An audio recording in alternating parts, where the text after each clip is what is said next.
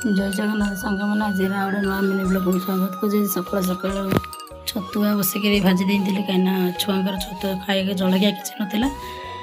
सजे वर्षा भी होता आज मोटा चलिए बारंटा पर नहीं आसिक बस आम छतुआ भाजीदेलु ये भी आसिक गलुले छतुआ छतुआ भाजिक बोले चुटा कहीं फाँका जो भात बसईदेली भात बसई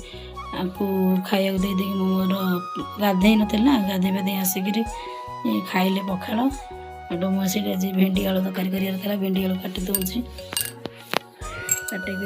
भेंडी आलू तरकारी करदे शाग आज कखर फुल दुटा बाहर फुटीदेला एत दिन पर